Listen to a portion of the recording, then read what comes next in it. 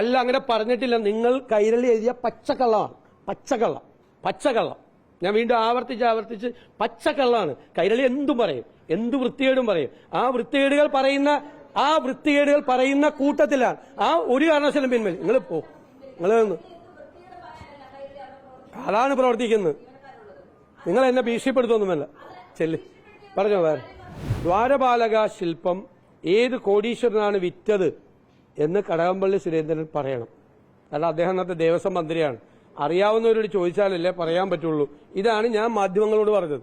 അതിനാണ് എനിക്കെതിരെ കേസ് കൊടുക്കുന്നത്. ആ ആരോപണത്തിൽ ഞാൻ ഉറച്ചു നിൽക്കുന്നു എന്നാണ് ഞാൻ മറുപടി നോട്ടീസ് കൊടുത്തത്. എന്റെ അഫിഡവിറ്റ് ഉണ്ട്. എന്റെ അഫിഡവിറ്റിലും ഞാനതിൽ ഉറച്ചു നിൽക്കുന്നു. ഞാനെങ്ങനെ വാദത്തിൽ നിന്ന് എന്റെ നോട്ടീസിലും അതുപോലെ ഞാൻ കൊടുത്ത അഫിഡവിറ്റിൽ നിന്നും മാറി എനിക്ക് സംസാരിക്കാൻ പറ്റുന്നത് എന്റെ അഭിഭാഷകൻ എനിക്ക് അദ്ദേഹം എന്താണ് പറഞ്ഞതെന്ന് എന്നെ അറിയിച്ചിട്ടുണ്ട്. അത് ഇന്നലത്തെ ദിവസം സതീശൻ മലക്കം പറഞ്ഞു. എങ്ങനെ മലക്കം പറയാണ്? കോടതിയിൽ ഞങ്ങൾ കോടതിയിൽ പരാതി കൊടുക്കുകയാണ്. ഇത് തെറ്റായ വാർത്ത കൊടുത്തത് കൈരളിയാണ്. തെറ്റായ വാർത്ത കൊടുത്തത് സതീശൻ മലക്കം പറഞ്ഞത്. ഞാൻ അവരെ വെല്ലുവിളിക്കുന്നു. ഞാൻ അവിടെ നിന്ന് ഞാൻ പറഞ്ഞിരിക്കുന്നത് അങ്ങനെ പറയാൻ പറ്റില്ല. കോടതിയിൽ പറഞ്ഞാൽ കോടതി അപ്പൊ തന്നെ അന്നാ ക്ഷമ പറയാൻ പറയും. ഞാൻ പറഞ്ഞ കാര്യത്തിൽ നിന്ന് മാറിയ ക്ഷമ പറഞ്ഞ് പോകാൻ പറയും. അല്ലെങ്കിൽ അദ്ദേഹം ചോദിച്ച 10 ലക്ഷം നഷ്ടപരിഹാരം കൊടുക്കാൻ പറയും. ഞാൻ അഭിഭാഷകനല്ലേ, എനിക്കറിയില്ലേ. അല്ല, അങ്ങനെ പറഞ്ഞിട്ടില്ല. നിങ്ങൾ കൈരളി എഴുതിയ പച്ചക്കള്ളമാണ്. പച്ചക്കള്ളം. ഞാൻ വീണ്ടും ആവർത്തിച്ച് പച്ചക്കള്ളമാണ്. കൈരളി എന്തും പറയും, എന്തു വൃത്തികേടും പറയും. ആ വൃത്തികേടുകൾ പറയുന്ന കൂട്ടത്തിലാണ്. ആ ഒരു കാരണവശാലും പിൻവലി. നിങ്ങൾ അതാണ് പ്രവർത്തിക്കുന്നത്. നിങ്ങൾ എന്നെ ഭീഷണിപ്പെടുത്തൊന്നുമല്ല. ചെല്ല് പറഞ്ഞോ. വേറെ ഇത് പച്ചക്കള്ളാണ് ഈ പറഞ്ഞത്. കോടതിയിൽ പറയാത്ത കാര്യം പച്ചക്കള്ളം പ്രചരിപ്പിച്ചു. എന്ത് വൃത്തികേടും പറയും. ഒന്നുകൂടി ആവർത്തിച്ചു പറയും. എന്ത് വൃത്തികേടും പറയും.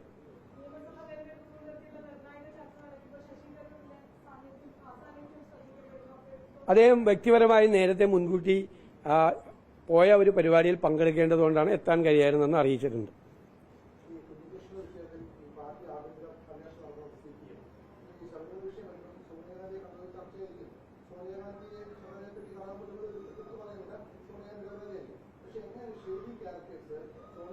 അല്ല, അന്ന് അദ്ദേഹം ഷെയ്ഡി ക്യാരക്ടർ അല്ലല്ലോ, അറിയില്ലല്ലോ. അങ്ങനെയാണെങ്കിൽ എന്റെ മറു ചോദ്യമാണ്.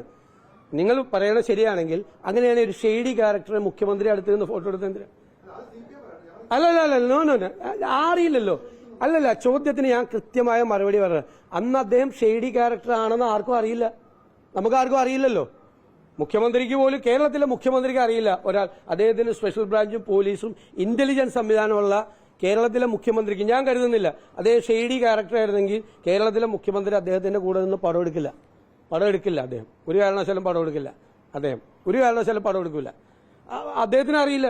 കേരളത്തിലെ മുഖ്യമന്ത്രിക്ക് ഇന്റലിജൻസും സ്പെഷ്യൽ ബ്രാഞ്ചും പോലീസും സംവിധാനമുള്ള കേരളത്തിലെ മുഖ്യമന്ത്രിക്ക് അറിയില്ലെങ്കിൽ സോണിയാഗാന്ധി എങ്ങനെ അറിയണം? ആ ചോദ്യത്തിന് പ്രസക്തിയില്ല.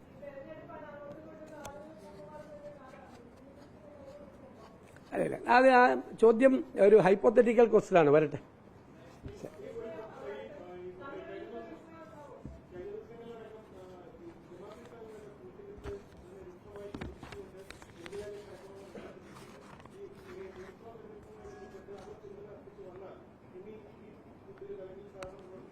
അത് പിന്തുണ പ്രഖ്യാപിക്കുമ്പോൾ പരിശോധിക്കും. പാർട്ടി മുന്നണി പരിശോധിക്കും.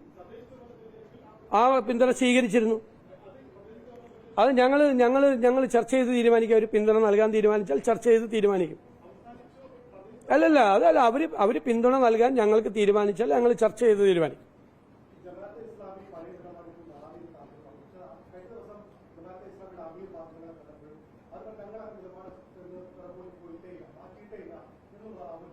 ജമാഅത്ത് ഇസ്ലാമിയുടെ അമീർ അങ്ങനെ പറഞ്ഞിട്ടില്ല.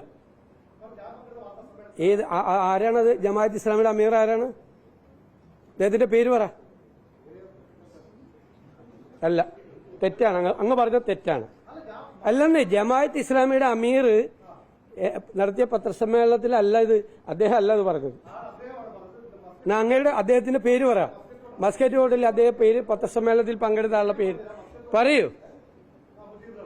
മുജീബ് റഹ്മാൻ എന്ന് പത്രസമ്മേളനം നടത്തി? എന്ന്?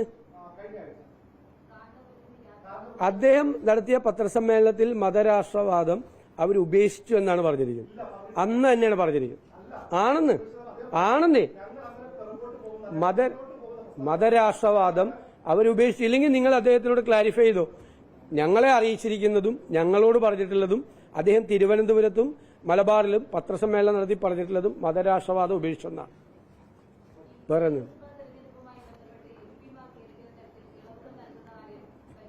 വേറെ എന്തെങ്കിലും ചോദ്യമുണ്ടോ?